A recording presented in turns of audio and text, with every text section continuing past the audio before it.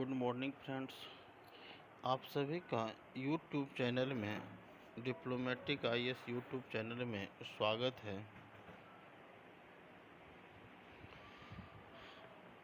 पिछले क्लास में हमने 18वीं सदी की भारत को समझ रहे थे। तो इसमें हमने 18वीं सदी में राजनीतिक परिप्रेक्ष्य में चर्चा किए थे कि इस समय छोटे छोटे राज्यों का उद्भव काल था। फिर हमने सामाजिक पक्ष को जाना था। फिर हम इसका आर्थिक गतिविधि को जानने की कोशिश किए थे। फिर हमने सांस्कृतिक चीज़ को समझने की कोशिश किए थे।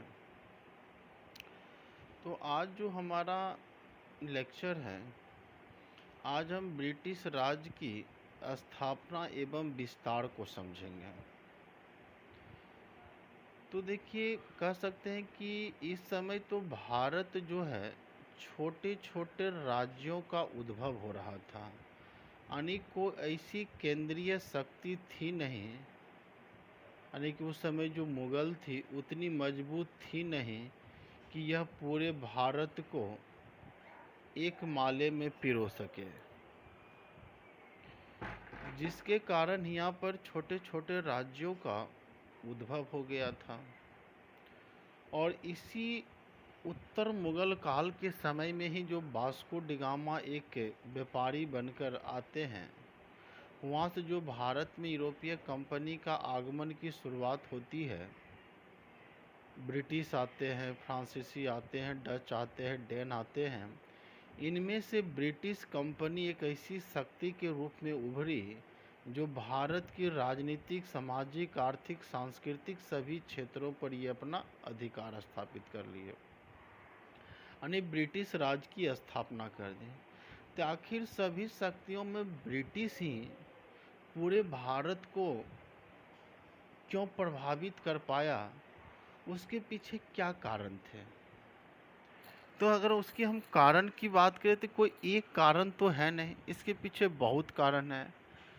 उनकी सैनिक और तकनीकी कारण तो हम बताए थे कि जिस तरह से पुर्तगाल एक समय पूरे हिंद महासागर व्यापारिक क्षेत्र पर अपना कब्जा बनाए हुए थे अपने नौसैनिक के बदौलत, उसी तरह से ब्रिटिश भारत में उससे भी कहीं ज़्यादा इनकी नौसैनिक ताकतवर थी और उसने पूरे भारत को और पूरे हिंद महासागरीय क्षेत्र को अपना अधिकार स्थापित कर लिया। यहाँ तक कि पुर्तगाल, डच, डैन, फ्रांसीसी भी ब्रिटिश के सामने क्या होते हैं, घुटने टेक देते हैं। तो पहला तो था सैनिक कारण है। इसमें कुछ पॉइंट लिख लीजिए सैनिक एवं तकनीकी कारण में। पहला लिखिए, अंग्रेजों की सैन्य क्षमता जैसे तोप, बंदूक,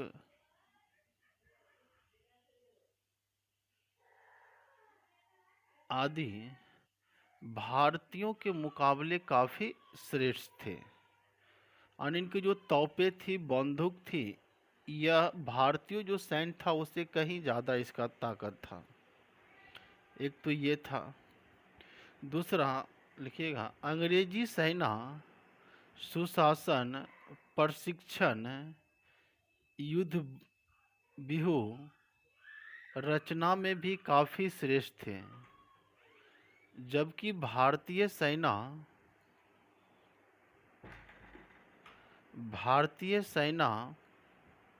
जातीय एवं कुल के आधार पर बटी थी। प्रशिक्षण में काफ़ी कमी था, क्योंकि भारतीय सैनिक वही ट्रेडिशनल हथियार का यूज करते थे, भाला, तलवार, बर्छी। और यहाँ पर जाति पाति के आधार पर कि सैनिक में राजपूताना ही जाएंगे, यानी कि उच्च वर्ग जाएंगे, यानी कि काफ़ी विविधताएं भरा हुआ था। एक तो ये कारण था जो कि इसमें ब्रिटिश में नहीं देखा जाता था।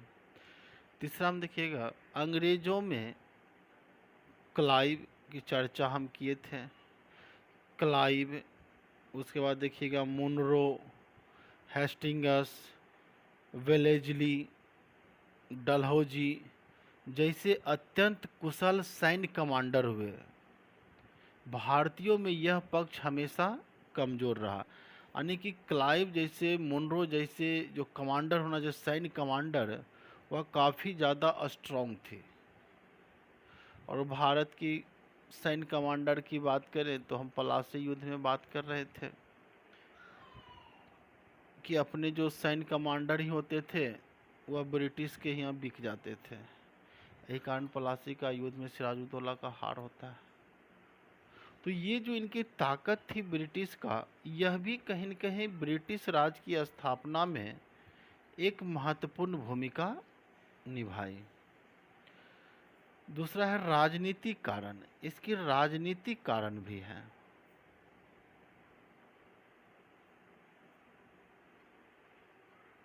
राजनीतिक कारण की बात करें तो पहला बढ़िया, अंग्रेजों को कभी भी भारतीयों की सम्मिलित शक्ति का सामना नहीं करना पड़ा, क्योंकि भारत अनेक क्षेत्रीय राज्यों में बटा था जो आपस में संघर्षरत थे। सबसे बड़ा कारण कह सकते हैं कि अब भारत में जितने भी राजा थे या शासक थे वह आपस में संघर्ष थे। यहाँ पर कोई भारत का कॉन्सेप्ट नहीं था। अपने अपने क्षेत्र में वर्चस्व स्थापित करना चाहते थे। तो हम बताए थे कि जब बंगाल पर ब्रिटिश अपना पांव पखार रहे थे तो उसी समय मराठा पंजाब युद्ध में क्या होती है, हार हो जाती है। और उस समय मराठा एक ऐसी शक्ति थी जो ब्रिटिश को भारत में फैलने से रोक सकते थे। तो उस समय बात भी किए थे हम कि मराठा का हार ही ब्रिटिश का भारत में साम्राज्यवादी नीति का विस्तार कर दिया। तो सबसे बड़ी कारण थी कि सब आपस में ही फूटे ढोल के समान थे, कोई भी बजा के चले जाते थे और इसमें ब्रिटिश अपना फायदा उठाते थे। फूट डालो, राज करो। यह भी कहीं न कहीं इसका कारण था। दूसरा पॉइंट में लिखिएगा, अंग्रेज राजनीतिक चालों एवं कूटनीति में भी अधिक कुशल थे। उन्होंने सुरक्षित घेरे की नीति, सहायक संधि, आगे हम बात करेंगे इस सब पर, सहायक संधि, घेरे की नीति आदि का सहारा लिया। उनकी चालों को भारतीय समय रहते समझ नहीं पाए। भारतीय समझ नहीं पाए, यानी कि पासा जो गेम करते हैं, चाल क्या है, वह भारतीय जो शासक थे उसको समझ नहीं पाए और अंततः ये क्या हो गए, धीरे धीरे ब्रिटिशों के चाल में ये सब फंसते चले गए। तीसरा है आर्थिक कारण।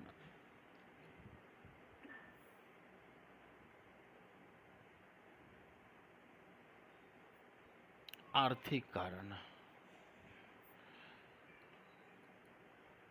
देखिए, यूरोप में वाणिज्यवाद के विकास एवं औद्योगिक क्रांति के कारण अंग्रेजों ने काफ़ी आर्थिक प्रगति की, जैसे डाक, तार, रेल जैसे आविष्कार किए। इससे ब्रिटेन की शक्ति काफ़ी अधिक बढ़ गई। फलतः भारत विजय का मार्ग आसान हो गया। ठीक है, नवीन आविष्कार आगे चलकर बताएंगे। रेल की भारत में लाना ब्रिटिश की आर्थिक समृद्धि में मजबूती प्रदान करना था, न कि भारतीयों को यातायात सेवा मुहैया कराना इसकी कोई मकसद नहीं थी। यानी ब्रिटिश भारत में कुछ भी किए तो उनका फायदा है, भले ही भारतीयों को अप्रत्यक्ष रूप से कुछ ना कुछ फायदा मिल जाए, लेकिन वह भारतीयों के लिए ऐसा कुछ काम नहीं किए। नेक्स्ट में लिखिएगा सामाजिक सांस्कृतिक कारण। सामाजिक सांस्कृतिक कारण।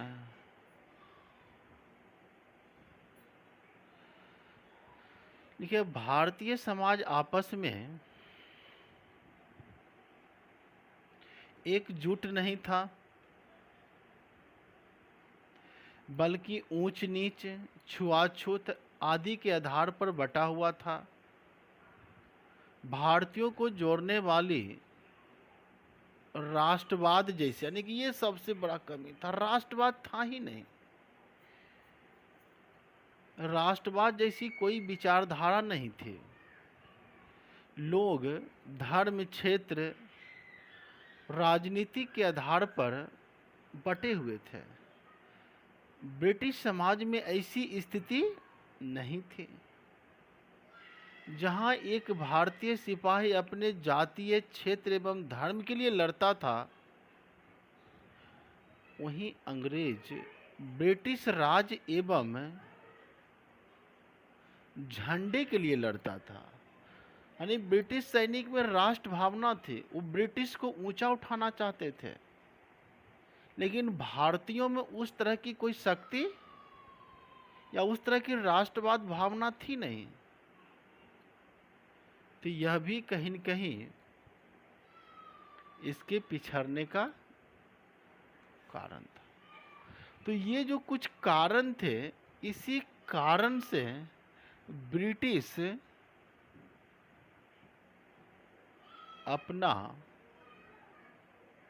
जो विस्तार था भारत में, राज की स्थापना करता है और विस्तार भी धीरे धीरे करते हैं। तो इसमें देखिएगा कि ब्रिटिश अपनी राज की स्थापना में बहुत सारे युद्ध लड़ते हैं, यानी कि यहाँ पर काफ़ी युद्ध होती हैं।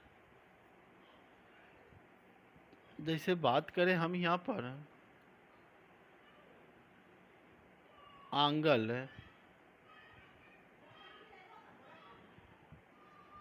कर्नाटक युद्ध है,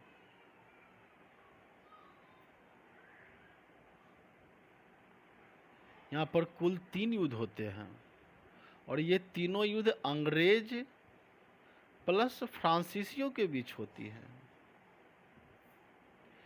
यह युद्ध भी कहीं न कहीं ब्रिटिश को विस्तार करने में फ़ायदा किया।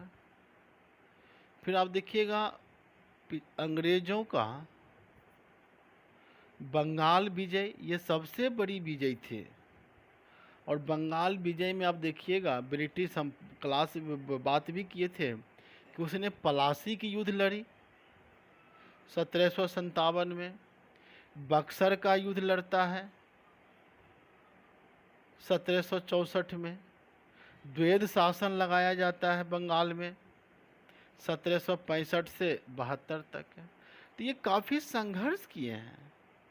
ऐसा नहीं कि भारतीयों ने इसे उठा कर राज दे दिया, बल्कि उनकी कूटनीति थी और भारतीय उन कूटनीति में फंसते चले गए।